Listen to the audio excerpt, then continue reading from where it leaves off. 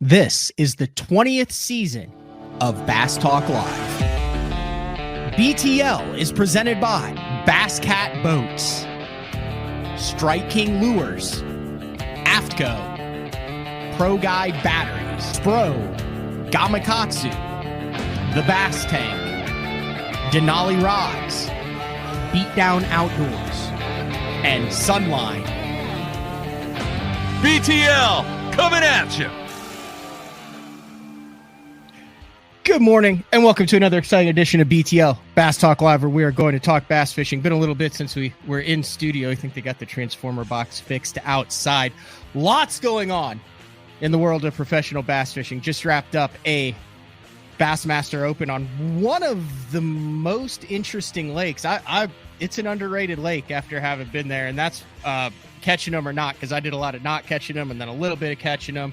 We're going to talk about that tomorrow in depth.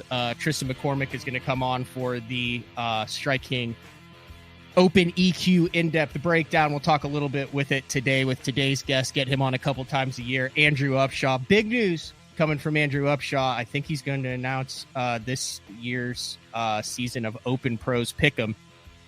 Good for Andrew, Todd, and Ish. Typically not great for me, but hey, we work our way through it on a weekly basis with the Elite Series. Elite Series kicking off this week on Toledo Bend. It could be a slugfest. It could be awesome. We'll talk to Andrew a little bit about that. Obviously, he lives right on the shores of Toledo Bend. And then the MLF Bass Pro Tour on Santee Cooper this week, based on some of the social media posts that I've seen.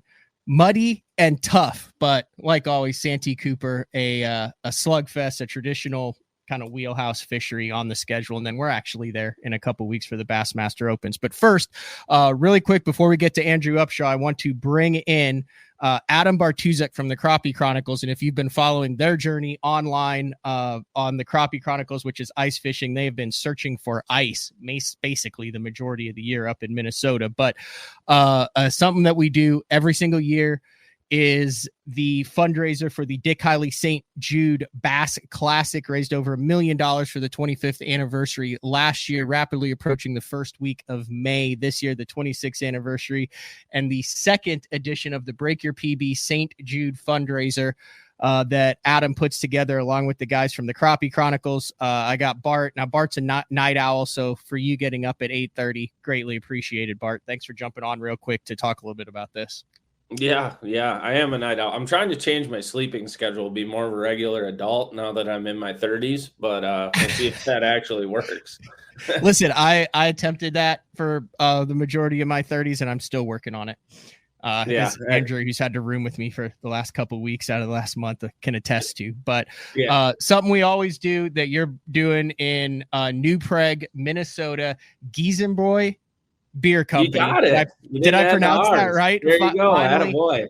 February 24th, 4 to 9 p.m. I will be there in Minnesota this Saturday. You will be there. The guys from the Crappie Chronicles will be there. Tons of raffle tickets and prizes, all going to support St. Jude. Talk a little bit about the event, and if you're in the area, how you can stop by to meet me and the guys from the Crappie Chronicles and have a chance to win some really cool stuff. Yeah, I think the biggest thing, so there's a couple new things this year. Number one, the first thing will be a $20 suggested donation when you enter, and that'll get you limited edition pint glass from Giesenbrau and the Crappie Chronicles, as well as a couple general raffle tickets and a free beer. Along with that, we'll have a food truck there. Stephen D's will be there. For people who aren't familiar, they are like a super good burger, fries, cheese curds, stuff like that food truck. So it'll be really good. And then, we have two different sections of prizes this year. Basically, we have raffle prizes and then we have grand prizes. So some of the grand prizes will be like we'll have raffle boards basically. So there will be 100 raffle tickets on a board. You can buy as many of them as you want. Once 100 are gone, they're gone. and then we'll draw from that pool. Then there will be general raffle tickets for a bunch of sponsor items from the Crappie Chronicles. And then you're bringing some stuff down too, Panger, aren't Yes, you? we have an AFTCO prize pack, a Sunline prize pack with some of the new lighter braided lines, the sinking braided line, the metered braided line, some good leader material. So that'll be there. And then also a couple rods from Denali Fishing. Yeah, so there will be a bunch of prizes there, and I think a lot of the people that came last year, yeah, you can come meet us and hang out and everything, but there's just a bunch of fishing people there, so you just kind of get a chat fishing the whole evening. Unlike last year, it's not going to be like 0, so it's going to be like 40 degrees on Saturday. Going to be really, really nice out, so it's basically spring up in Minnesota now. We just had another cold blast, but it's getting into the 40s and all the snow's melting. So it's going to look very different than last time you were here. All of this money, obviously, we just had Miles Bergov on talking about his daughter, Riley, who is currently at St. Jude in Memphis. All of this money that is raised at the Break Your PB St. Jude fundraiser goes directly, 100% of it goes directly to St. Jude. One of the main reasons why any child or family who is being treated at St. Jude will never get a bill because of the incredible fundraising efforts that people like Gretchen and Katie do over at St. Jude. And this has become one of the signature series events, the Dick Hiley St. Jude Bass Classic, the first week of May. But this is kind of our fundraiser. If you're unable to attend and want to make a direct donation through our link, so you know that it is going through the Crappie Chronicles of BTL NU to St. Jude. That link will be in the bio for this show on YouTube. All the information for this event is too. So stop on by, get some cool stuff. And if you're into ice fishing, specifically if you're up north, you guys have some crazy stuff that you guys are giving away, Adam. Yeah, Raffling. like literally like thousands of dollars of ice fishing stuff. I know the people who came last year, and we had a pretty good crowd last year, but like the dollar of stuff you got to walk away with for donating like $100-$200 was ridiculous. There was a lot of people walking away with some cool stuff. So It was a lot of fun. But yeah, it was a great time. And thank you everybody for helping us raise all the money for St. Jude. I know Panger and I both got a very different view of everything when we got to go to the actual hospital in Memphis in November. So we see where all the money goes. We see where all the fundraising goes to. It's a crazy operation going on there. And now that Miles is kind of there and going through it all too, I think it means a little more to the fishing community. So if people want to donate, like Matt said, there is an additional link. It also has tax forms and stuff. So if you want to make it as a business write-off, you can fully do that. So yeah, thanks everyone for the help. All right, good stuff. If you guys haven't had a chance, check out the Crappie Chronicles. Just posted an episode, multiple 16-inchers through the ice. But I will be headed up on Friday to Minnesota. So if you guys have any questions, DM me Instagram at Matt Pangrak or email matt@basszone.com. Or if you're in Minnesota, you can also get a hold of Bart. So yeah, all good for sure. Reach out if there you want to see. Yeah, have any questions. Otherwise, we'll see you guys there. All right, I'll let you get back to sleep. All right, sounds good. See you, buddy. All right, see you. All right, that is Adam Bartuzek from the Crappie Chronicles. Let's jump right in to our next guest today, Andrew Upshaw. Get him on BTL a couple times every year. There's Andrew back in the studio. Dude, you were busy. I didn't realize you were going straight from the Open to your academy, your Let's Fish TV Academy. I opened up social media and you've got all sorts of stuff set up outside of Academy. Yesterday, I believe in Lufkin, Texas, for people who could come by, get their rod, reel spooled, all sorts of stuff. Dude, you just never stop.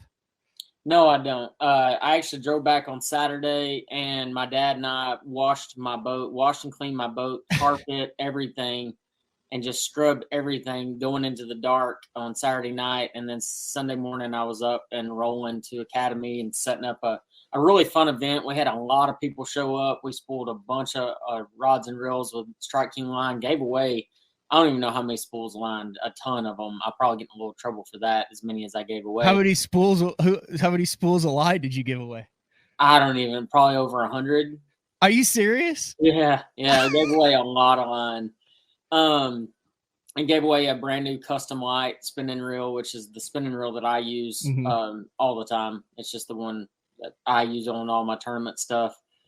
And then obviously I got about 3 episodes I'm filming this week for Let's Fish TV, getting ready for the season, picking up my new boat probably this week. It's getting wrapped, but I still got to get everything installed, motor, graphs, power poles, everything. So I'm going to be using my old boat for the next event still. So yeah, 100 miles an hour. Yeah, I'm the same way. I think the new Puma comes after Santee Cooper. And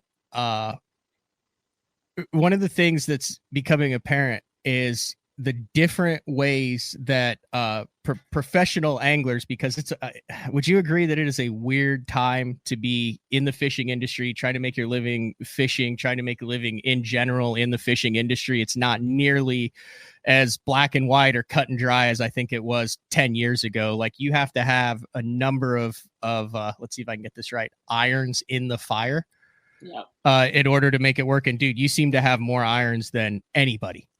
Yeah, and a lot of that's self-inflicted, unfortunately.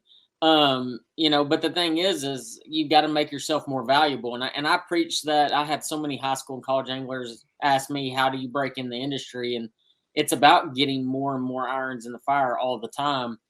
And to a point where it seems like you're about to lose your mind because you have so many in there.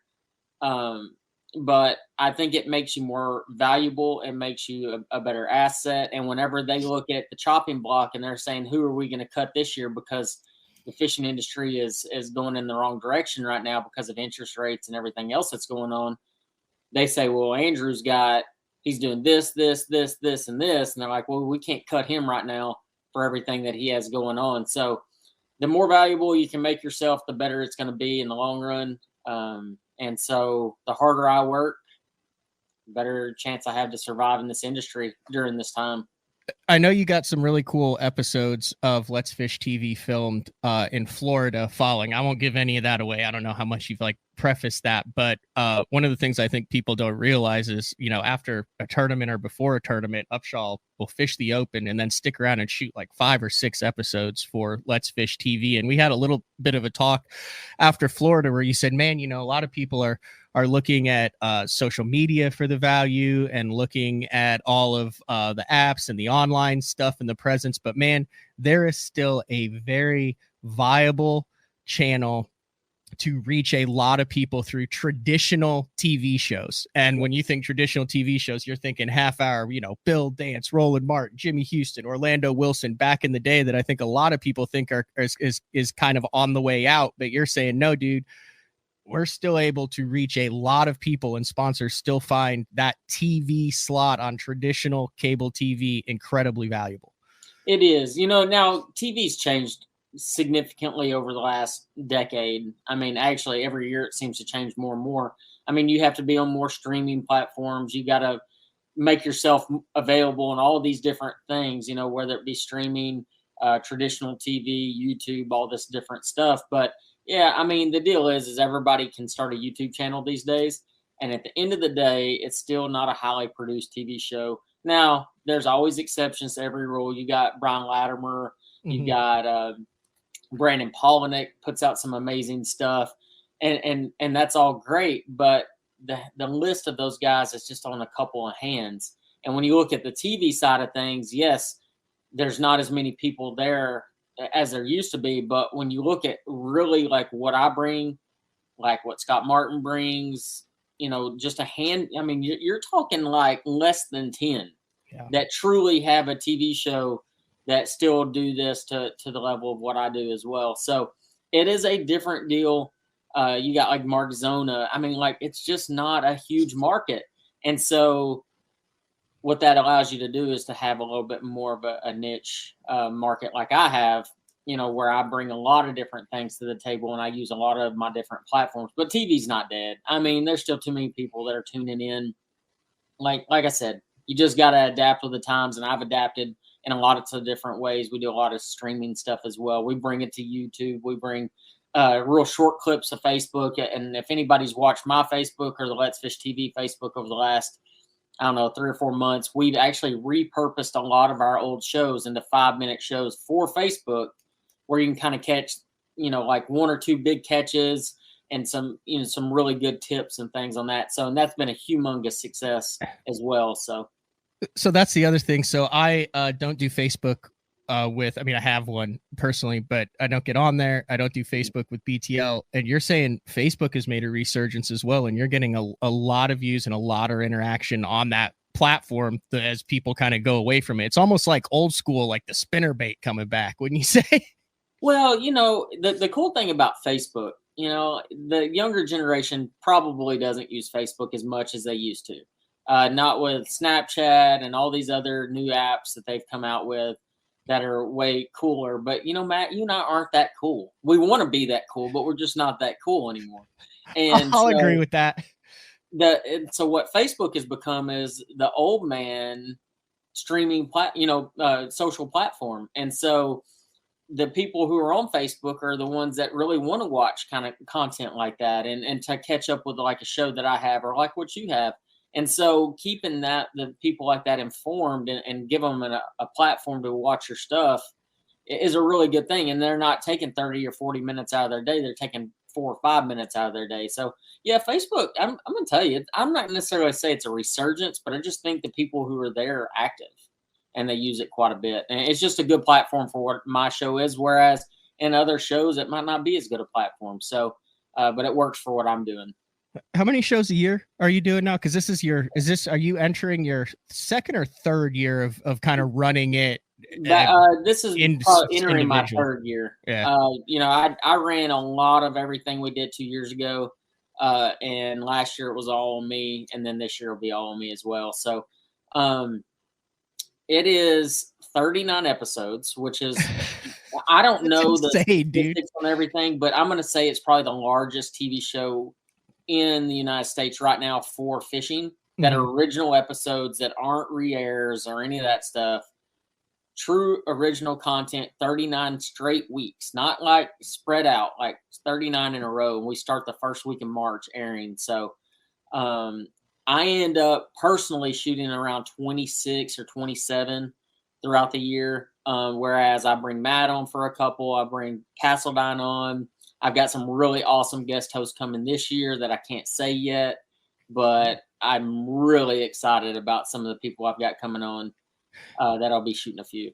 Any teasers on what type of shows we're looking forward to in the first couple months? First couple months, we have a clown knife fish show coming, thanks to Panger and it's thanks to Captain Justin Jones mainly. Yeah, Justin Jones. But you can introduce me to him, and that one's going to be an awesome show. I think a lot of people are really going to like that show, and it's just such an exotic fish. You're not going to see it every day, and I don't even know if there's really even been a show on that. And maybe there has in Florida, but I've never seen one. I've never seen one personally, so I think it'll be a really interesting show, and kind of understanding the habits of how they swim around and what they do. So, and Justin knows all that stuff. So it was pretty cool. And we got some really good crappie shows coming, and I've got some really awesome bass shows.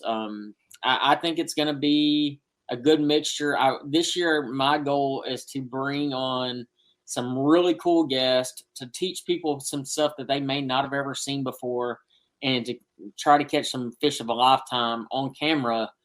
And so far we have. I'm going to tell you right now, we filmed about 6 episodes, and of those 6, a couple of them are pretty awesome. I'm just going to tell you flat out, they're going to be really good. You've been in the industry for a long time. You're the first angler to qualify for the Bassmaster Classic through the Bassmaster College Series, which has kind of just become a standard spot in the Classic now. It's hard to believe. What was that, 2012? Yeah.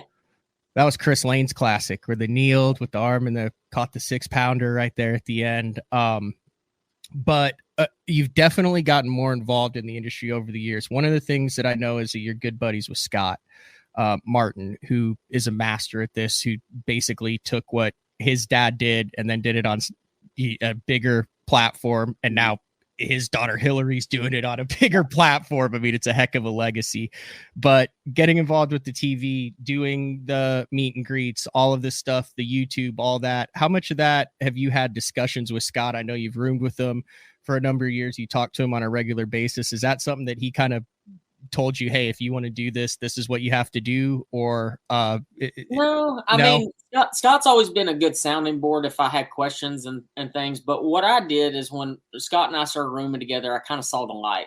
You know, I was like, oh my gosh, like what I was doing before was so obsolete and so terrible. And like, I mean, truly, like it was so many things that I was doing. I was like, what am I doing? Like, this is everything that I was preparing, how I was preparing, where I thought I was getting views and all these impressions was just kind of horse crap. I mean, I don't know any other way to say it. Yeah. Like it was because I had blinders on. And so what Scott showed me was the bigger picture of everything. And actually Scott was like, man, are you really going to do this? And I'm like, yeah, like, I think it is the way to go.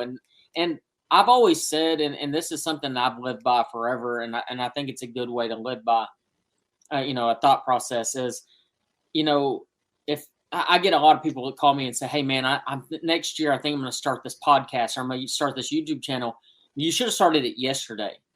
And like the longer you wait, the longer you're obsolete. And when I saw the light and I was like, this is a big deal, that I jumped right in.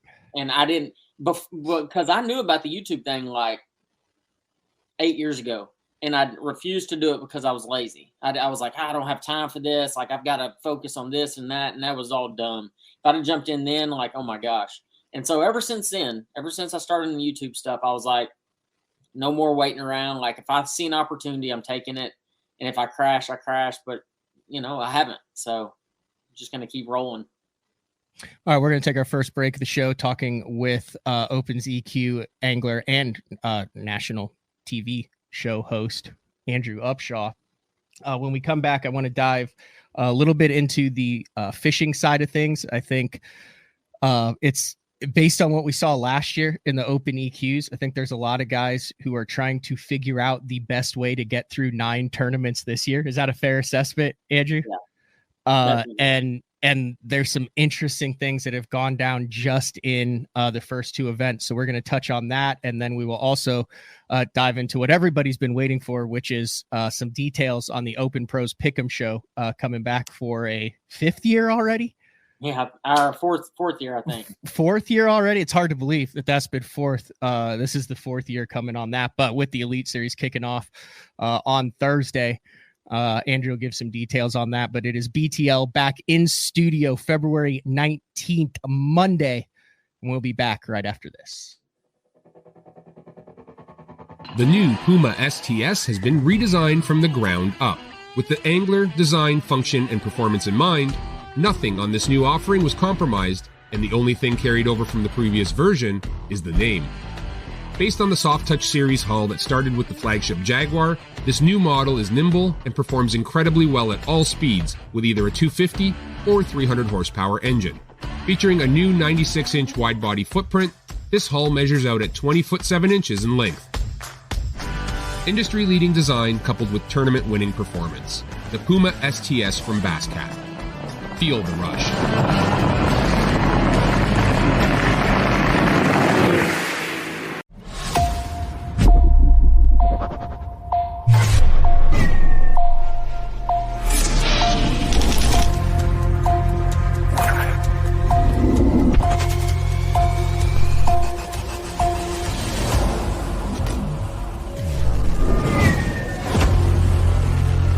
Everything you need, one legendary brand. Top unarmed, Strike King.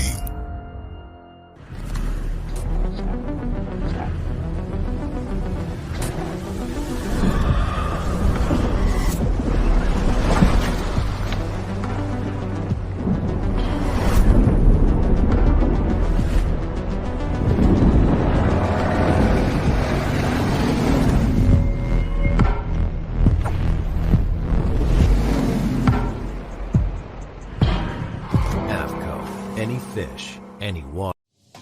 Have you considered purchasing new electronics for your rig? The type of mounts you choose to protect your investment should be part of the decision-making process. No matter if you prefer 1, 2, or 3 graphs up front, Beatdown Outdoors has a solution for you. Adjustable, versatile, rigid, and made in the USA. What's your ultimate electronics setup? Check out the full selection of Beatdown Outdoors products by visiting beatdownoutdoors.com. In 2023, we became a household name in the crappie fishing world thanks to Power Breaks, the game changer. Hey, bass fishing world, buckle up, because you're next. It's going to be fun. Welcome to the next evolution of our product line, Power Breaks Sidekick, designed to install right on your shallow water anchors. We are the first and only fishing brake company to offer a breakaway system. Just like with the Game Changer, the Power Breaks Sidekick has it as well. And it's not a matter of if you're going to need it, it's when. Power Breaks, the most durable fishing brakes available on the market today. Made right here in the USA with our rock-solid 2-year warranty. Hey, not all fishing brakes are built equally, and you owe it to yourself to find out why ours are different. Power Breaks Sidekick. Order yours today at mypowerbrakes.com. You'll be glad you did. All right, welcome back. BTL on a Monday, talking with Andrew Upshaw. And you saw that last commercial there. So obviously BTL has partnered with Power Breaks, but I had the opportunity to fish with those things over the past week. And quite frankly, they're like trying to figure out how to stay up with the bass market. They were in the crappie world for so long, and then the bass guys. So me, Daryl Gleason, a couple of the other guys had the My Power Breaks on, and you saw me fish with them this week a little bit, Andrew. It's pretty interesting. Basically, you can stop your boat over deep water. I think everyone's going to have them. Kind of trippy a little bit because, like, I know when I saw you're like, hey, watch this, and like I idling up to you, and you're like, wah, and you just went like straight back, and I'm like, without using your trolling motor, it was just kind of a surreal look, like how your boat was moving and maneuvering. It is wild. Now, listen, obviously, I'm going to talk good about them because they're sponsoring the show. They're sponsoring BTL for the year. They're trying to get their name out in the bass world. Instead of just taking my word for it, watch the live coverage of the Elite Series on Toledo Bend and what goes down in the MLF at Santee Cooper, especially over the next tournaments, and you will see more and more of these things show up on the back of boats to the point where when we go up north, I would venture to say 90% of the guys will have them on the boat. Would you not agree with that, Andrew? Just based on I can get you hooked up, I think, if you want to set. Yeah, I might. I don't know. I understand that the premise behind it, and I definitely think there's a time and a place. Mm-hmm. Up north is definitely going to be a place that I could see somebody using that and to a clear advantage. I mean, yeah, and because I understand the idea behind it. Because I mean, for anybody who doesn't know, I mean, I'm not sponsored by them. They don't do anything with me. But basically, you have your poles halfway down, and when you're trolling, let's say, for instance, you see a fish at like 40 feet and he's swimming to you, you hit the power brakes going backwards, and it keeps that fish at 40 feet without ever having to spook them with your front trolling motor as they swim closer to you, which gives you more of an opportunity to fish for them. And it is pretty wild when you start thinking about how long you can stay on a fish, that doesn't ever spook. So especially these really clear water reservoirs and where you're actively focusing on, that's what you're doing. Like you're using forward facing sonar, and it is just, you're locked in on it. So I definitely see the benefit of it for sure. It's wild, and I don't have it 100% dialed in yet as to how, because it's just anyway, it's cool stuff. I got to figure out how to actually show everybody how it works. That's kind of there's a lot one of my deal. I mean, it's just a lot. I mean, I think once you get it dialed in and like how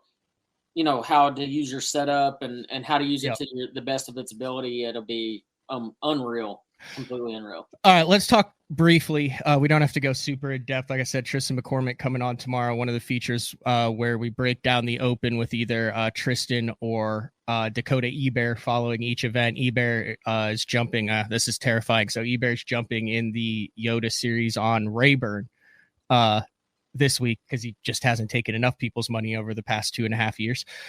So we're going to kind of alternate it, but Tristan McCormick will come on like he did after Florida to break down kind of in depth how things went on Ouachita. But, you know, I roomed with you. We were on the water pretty much the same time.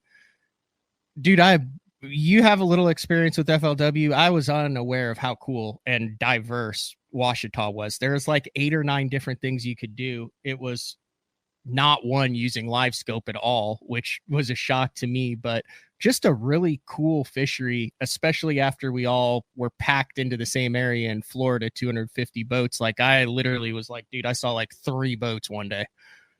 Yeah, no, it is a really cool spot. You know, obviously I fished a cup there way back when, and I've spent a little time there. So having my finish that I had was severely disappointing, but I haven't been there in February ever either. And, you know, and actually in the summertime, the grass doesn't play as much. I mean, at least a couple of times that I've been there, the grass didn't play as much. It did, however, I did fish a BFL regional there in September one time that Dickie Newberry just absolutely destroyed. But that's when the hydrola was like matting out and you could catch them flipping it really well. But that's been years and years ago. But it was a really cool spot. You know, I have a lot of regret on how I approached the tournament because I was like, I'm going to go all in. I'm tired of getting my teeth kicked in on this forward-facing sonar stuff. And honestly, I you know, hindsight's always 20/20, but I should have just gone to my roots and fish grass. But it is so cool because you can run up the river, you can fish dirty water, you can fish the grass and the cleaner water. You can go live scope around and catch them. You can fish timber. You can go crank rock. I mean, there's just so many opportunities.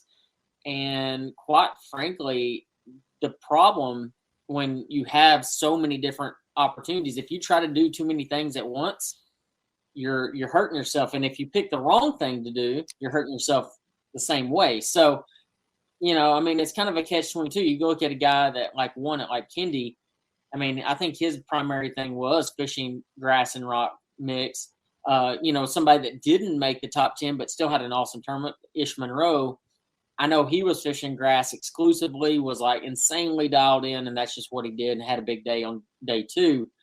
Whereas like a Clark Ream ran up the river and fished dirty water and fished wood the whole time. So, you know, guys that caught them, that had good events, did completely different things. Like it was wild. I mean, Blake Schroeder, our other roommate, was throwing a chatterbait in dirty water, you know? Yeah. So it just kind of goes to show you that, like, if you just went and fished your strength or what you felt confident in, you probably had a pretty good tournament. So I went into that. So I had just recorded the Drew Gill episode, and this was before he actually won that event on Rayburn, right? Mm-hmm. And he was coming off a 3rd place finish on Toledo Bend, and he did this hour and 20-minute show about committing to the technology and stuff. So I went, dude, this was the first time that like I did that for 3 days. It's incredibly hard to do the exact same thing for 3 days and trust the process and keep going. And in the end, I've completely bailed on it.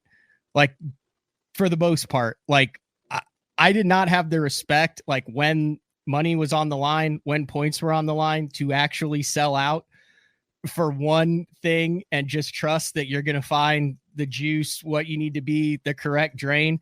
Dude, that's way harder to do in person when you have 3.5 days and 12 hours in your brain than it is to look at these guys and go, oh, well, he just looks until he finds them and then they catch him. Like, dude, that's freaking hard to do, man. Like I was spinning out big time. Yeah, no, it was hard. I did the same thing. And every once in a while every day I would just be like, oh, I got to go to the grass. And I'd go and I'm like, what am I doing? I got to get back out there. And I just was bouncing around. I was like a chicken with my head cut off. Much respect to those guys that can just go out there and just scan for 12 hours a day. And I just like, I can't do it. Like I just, you know, but the problem was, and not to give it excuses, because obviously there was plenty of guys that did it every day and caught them and all that stuff. I think we were kind of at the mercy of the weather a little bit with the guys that really sold out to it. And why I say that is it started warming. And, you know, we had that really cold first couple of days of practice, and it started warming and warming and warming. And I really do believe that that warming condition helped move those fish, and it just kept pushing more and more fish to the bank. And it really hurt what we were doing. I think if it had to stay cold that week, and I mean like bitterly cold, I really think our bite would have continued to be as good as or better than what it was the first couple of days.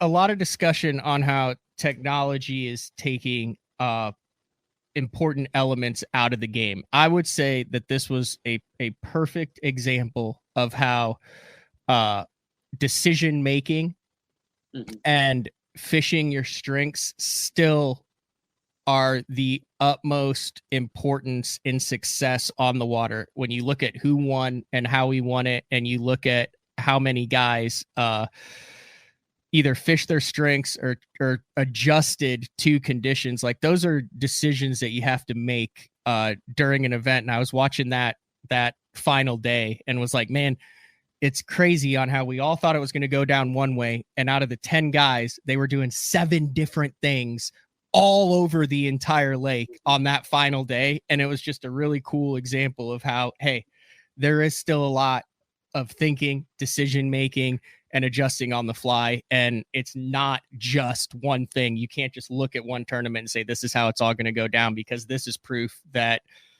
you can still crank, you could still trap grass, you could still win without forward-facing sonar, you could still do a lot of different stuff. Yeah, but I will say this. I think this was I agree with you to an extent, but at the same time, I think this particular event just really was the perfect storm for people catching them in the grass, on the bank.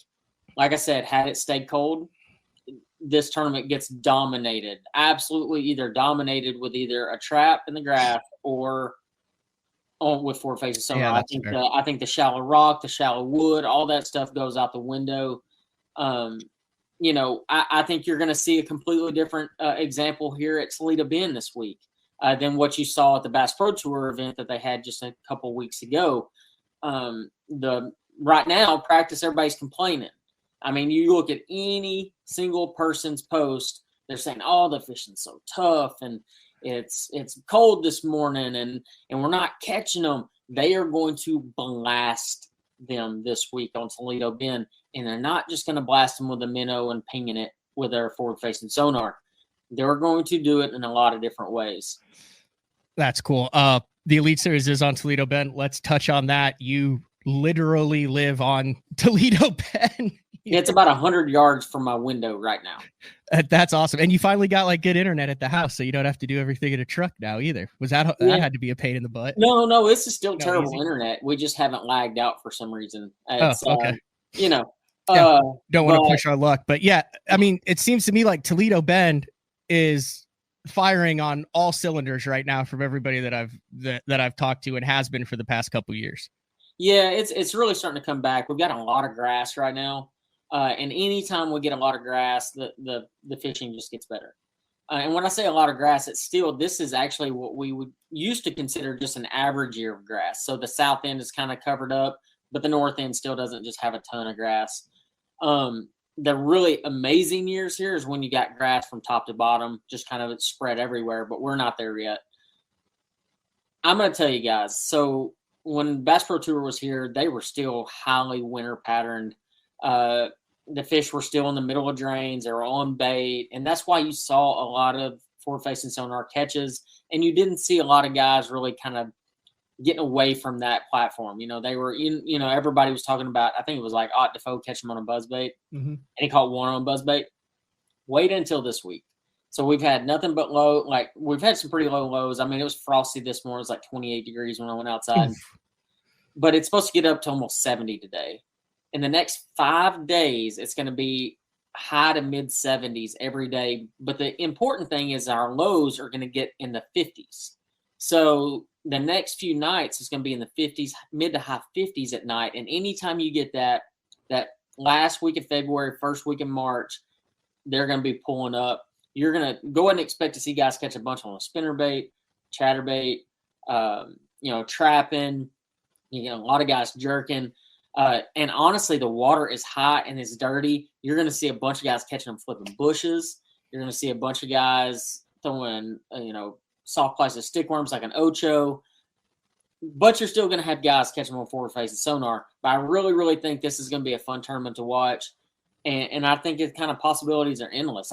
I wouldn't be shocked if you don't see a couple guys make a top 10 flipping bushes. I will say that. Now, I've also heard some guys say like, oh, hey, there's a chance that someone cracks a 40-pound bag in this event. Is that wishful thinking, or is that like, give it a percent possibility that we see someone who's like approaching 40 for their best spot? I think it's like less than 5%. Okay. I do think there's a legit chance you see a 30.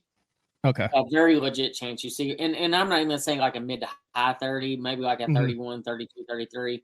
We are luckily still in the pre-spawn, even if it's the later part of the pre-spawn. We start pre-spawn. But I mean, I'm not saying it's that. I mean, there's so many really good fishermen in this tournament. It wouldn't surprise me because we did see a 40 last year, but the guys that were catching the 40s, I mean, it was like one or two guys that caught them every time. So, and I've caught a 40-pound bag here like twice ever in my life, ever. That's still impressive. And they weren't in tournaments. I mean, it was just like I just caught a 40-pound bag, and that's when it was amazing though, like truly like out of this world fishing. Okay, I want to ask you a grass question because it seems, regardless, like grass is the key factor in having big bass in a fishery. We just saw at Washita there was a 10-12, a 9-12. Jacob Bigelow caught an 11 in practice, but I'd put these in the top 10 fisheries, obviously. Okeechobee, granted, Scott Martin blew the thing away, but you look in the hole is where the field was. It was because of the high water, because of a lack of grass that people were concerned about Okeechobee. We're seeing what happened in the Toyota Series on Gunnersville. Guys saying Gunnersville has never been better. The fish population, the big fish population, they're all saying it's because of the grass. You look at Toledo, you're talking about the grass there, the fish population making a comeback. So many of these juggernaut fisheries seem to 100% be related around the grass and the quality of the grass and the health of the grass. Is that just, in your opinion, why does grass grow? And remember, you're talking to an Oklahoma guy, Grant, Eufaula, Fort Gibson, Ted Killer, zero grass, not a blade of grass at any of those places.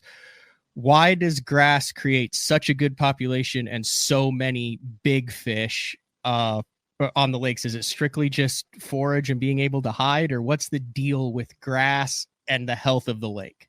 I mean, that is a humongous factor of it. It does give the forage a place to hide. It gives the bass a place to hide. It gives the bass a place to feel comfortable. They can literally bury down in the bottom of it and never be seen. And especially in a lake that, let's just say like a Washita, there was more grass in that body of water than I ever expected. It was wild. It was so much grass. When you have that, the bluegill can hide, the shad can hide, the bass can hide. There's going to be banks that nobody ever fishes on that body of water that have a population of bass on it that if anybody decides to go down it, they're going to catch a few, and it's going to be like, oh my gosh, the best bank ever. So, I mean, just look at Jeremiah Kendi. I was watching a little bit of the Bass Live stuff that they had going on. And some of the places he was catching them, I was like, there's not a chance I would have ever fished that spot. And, I mean, it was just kind of like really abnormal places.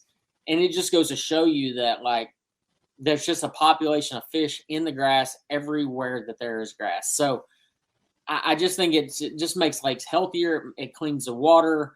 It's just a lot of different factors. Like, look at Grand Lake, for example. Grand has zero grass. It has a lot of rock. What's made Grand a little bit better is it has like 1 million brush piles and boat docks, and it gives some places to hide. But you look at places that don't have those availabilities, like the brush and all that stuff, it makes the fishing a lot harder and gives those the bait less places to hide. The fish have not stunted growth, but you're not going to see the 12, 13, 14 pounders. It just is a different deal. I mean, and if the fish don't have the places to kind of rest and not, feel immense amount of pressure, and then it makes the fishing a lot harder. It's crazy to me. There's more pressure than there's ever been on Toledo bed at Gunnersville, and you're talking to guys who are saying, hey, the fishing and the quality of fish, the health of the fish, and the size of the fish is better than it's been in decades.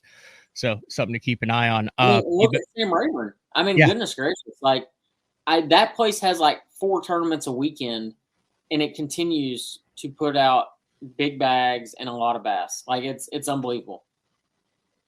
It is. You're in such a good area of the country. You can do so much. All right, let's talk about what everyone is waiting for. The Open Pros Pick'em. Are you who's back this year? What is it? Where can people watch it? What's the deal with that as the Elite Series kicks off on Thursday on Toledo Bend? We're probably, I mean, the goal here is to get it on YouTube by tomorrow. It will be me, Ish Monroe, Todd Castledine, Matt Pengrek. It will be the same original cast that we had last year. I'm bringing them all back for another season of Open Pros Pick'em. It is going to be a spicy year, I have a feeling. I mean, like, you add Todd and Penger together, you got Ish just being mean. And Penger. He's feeling it too after the first quarter of the Open season, so he's got a little momentum rolling.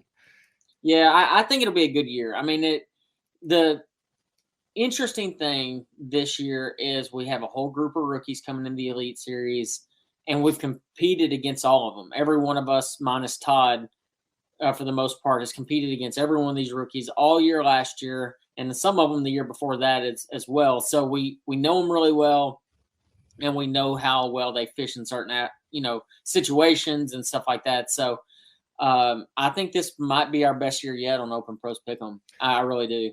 And that will be out on Andrew Upshaw Fishing on your YouTube channel. Yeah, it'll be on YouTube. You can probably find it on Bassmaster by Wednesday as well if you don't want to search my YouTube channel. It's just man, we started doing that, I guess, 4 years ago, just kind of as a fun, like, hey, joke kind of thing.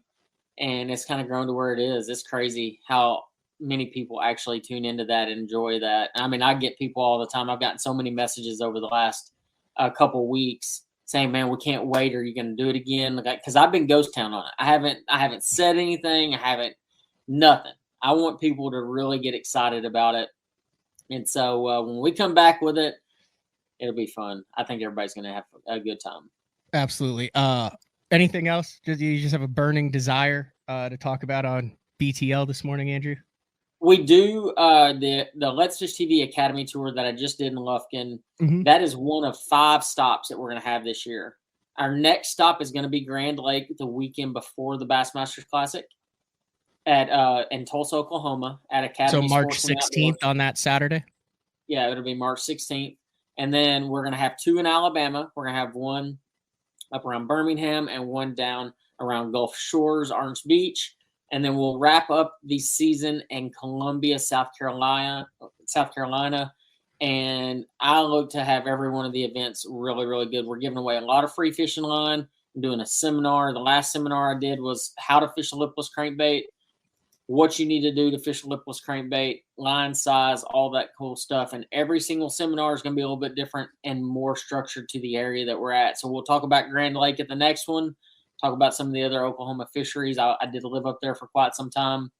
Kind of have a pretty good history up there and through Alabama and South Carolina as well. So I think it'll be a really good series. So make sure y'all stay tuned to that. If you are in those areas, make sure y'all show up because it is going to be a lot of fun and a lot of free stuff.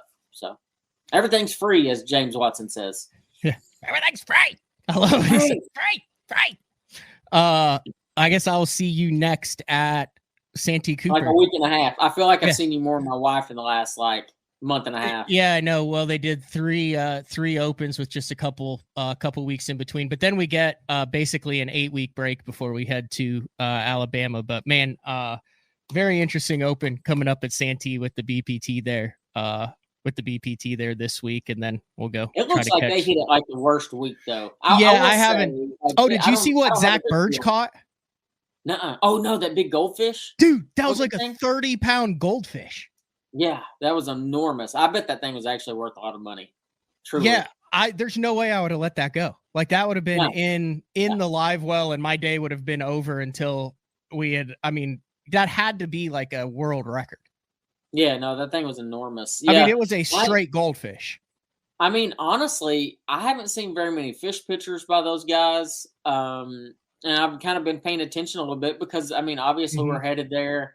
And it's all public information. And it's public info. And so I was just kind of looking at it, and I've never been there. So it's one of those, like, I'm kind of learning every day, but it really looks like they're hitting it at maybe one of the worst weeks. With the worst conditions. But I really think by the time we get there, I think it'll be pretty good. So I hope so. Did you watch Randy Howell's deal where he's idling around that channel marker and he's like, the first time I was here, the waves were over this 10 feet thing. And he goes, it was the worst day in Bassmaster history to half the field sunk their boat. And I'm like, oh, okay, la, moving on. Did not want to hear that one.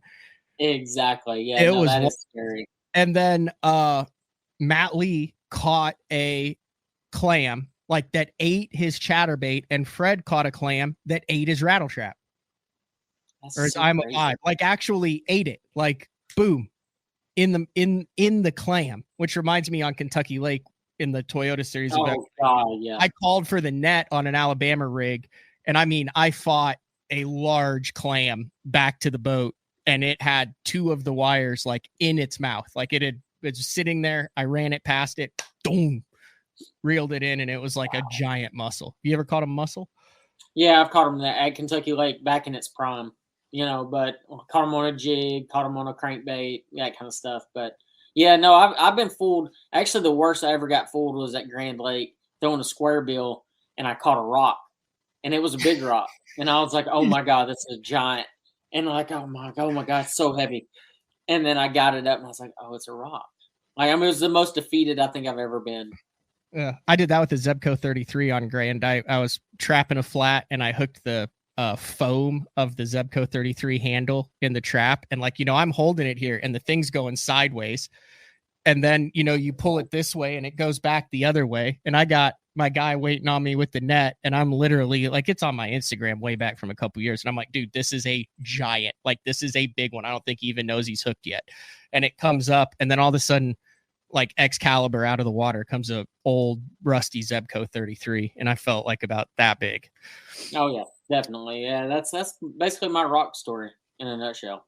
Those rocks will get you sometimes. Every time. And now I've gotten so used to it. It's like, oh, that's a rock. And then every once in a while I'd be like, yeah, it's a rock, and then it goes.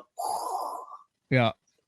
I did that remember the Arkansas Tech Invitational on Dardanelle? That's another lake that's coming back big time with grass. But I was fishing with Chip Porcher, and the first morning of that, I flipped in and I lifted up on a jig, and we're fishing straight mud, and it's swimming that way. And I jack it, and I said, there's one. And I reel it in. And I mean, this is literally 1 in a billion odds. So I had flipped my jig on the initial fall through the eye socket of a beaver skull. And the head of the jig had wedged in the corner of the eye socket. And then when I lifted, the skull moved like a rock. So I set the hook, thought I had a fish, and reeled in a beaver skull with the jig through the eye socket of the beaver skull. I've ever done that one. I mean, pretty wild. That is like a 1 in a billion odds of flipping through a beaver skull. I would believe. Yeah. We kept it for a day, but then we had a bad day, so we decided it was bad luck. Yeah, it had to have been bad luck then, no doubt. So, all right. Follow Andrew Upshaw at Andrew Upshaw Fishing on YouTube. Check out your local TV for Let's Fish TV. Also, after those air on what channel is it on? So we're Bally Sports Southwest, Bally Sports Southeast, Sportsman's Channel, Bally Sports Florida, Waypoint TV, among other streaming platforms, and we do post most of the episodes later on YouTube afterwards.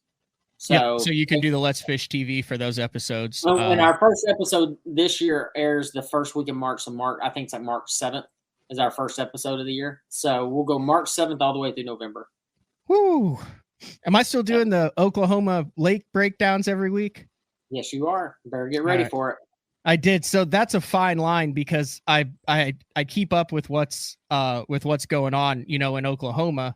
Mm-hmm. And I had a couple people that were like, hey, that doesn't need to be on TV. And I'm like, dude, I'm supposed to be doing the fishing report on where the fish are biting. So we'll do the same thing. We'll do the same thing this year. Make some Oklahoma. Well, I appreciate you having me on, Matt. And I'll see you here in a couple weeks. Well, not even like a week and a half. Yeah, that'll work. I'll see you, Andrew.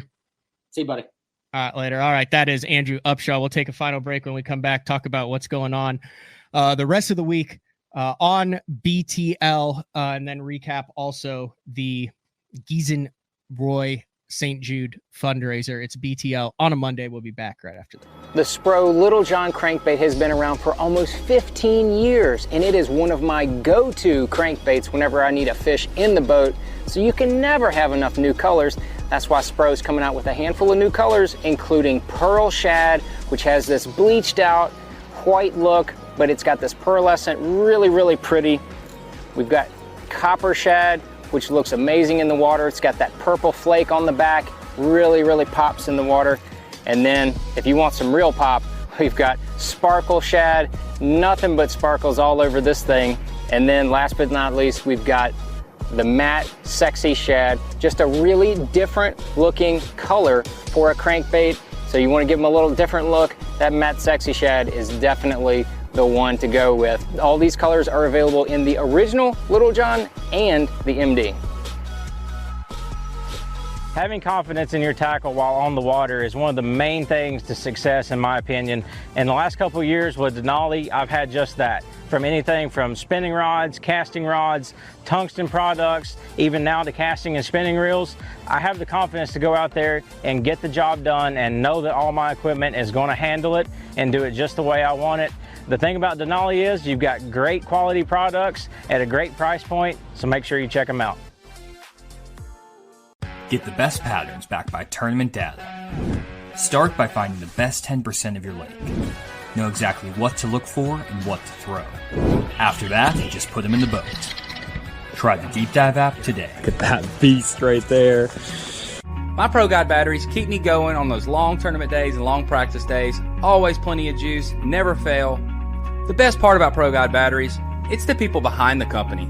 They have over 40 years experience in the battery business, keeping all of us fishermen out on the water longer, catching more fish. Check them out at ProGuideBatteries.com. I'm the kind of guy that never leaves the house without a pocket knife, and Gamakatsu's come out with the EDC series of knives. EDC stands for Everyday Carry, so whether you're on the water or off, you can always have it with you. The best thing about it to me is that assisted open feature. With this D2 blade, you've got it right here at your fingertips, so if you can't find your scissors, you need to cut a knot, you need to cut your braid, you've always got it. Make sure you check it out. Never leave home without your Gamakatsu EDC knife. Born in Japan, using technology, innovation, and precision, Sunline produces the widest selection of fishing lines at the most technologically advanced line factory in the world. Manufactured at the strictest tolerances to produce victories at the highest levels of tournament bass fishing. From household names like Christie, Swindle, and Cruz, to young guns like Cook, Logan, New, and Welcher, they all trust Sunline to take them to the top of the leaderboard. Choose the line that will give you the strength to guarantee your confidence. Sunline. All right, welcome back. Wrapping things up here on a Monday. BTL, like I said, reminder, if you are in the new Prague, it's close to Minneapolis, Minnesota area, there's the Crappie Chronicles and Bass Talk Live Break Your PB St. Jude Fundraiser, February 24th. That's coming up this Saturday, 4 to 9 p.m. at the Giesenbrau Beer Company in New Prague. I had never... Well, to be quite honest, I'd never seen Minnesotans in winter drink craft beer. They're very talented at it. There's actually a Break Your PB beer for the guys for the Crappie Chronicles. It's like a peanut butter beer that is absolutely delicious. So hope to see guys there. A lot of raffle items, all of that going directly to St. Jude Children's Research Hospital. All right. Interesting week coming up. Like I said, there are a lot of tournaments going on this week. The Elite Series and the BPT are on top of each other on two historic fisheries in Toledo Bend and Santee Cooper. So obviously the professional guys at that level off the board for guests. So tomorrow we have Tristan McCormick, who had a good showing, and then also the Kings of Bass dropped on the Kings of Bass and Strike King and Lou's YouTube channel too, that chronicles the Bassmaster Open season for both Tristan McCormick, and so he's going to be on to talk a little bit about that. And then on Wednesday, Jody White from Major League Fishing will be on. I want to talk to Jody, and I think he's in the comments here. There is a lot of young up-and-coming guys over the last 2 years in the Toyota Series and now on the Invitationals or Pro Circuit, whatever you want to call it, who I am not caught up with. So Jody White, if you're listening, what you have to do is I want you to come up with the top 10 young guns over at MLF. We've seen what Drew Gill has done recently. There's a number of these guys that are over there. So we need to have a watch list from Jody White, and then he's going to preview kind of the rest of the season.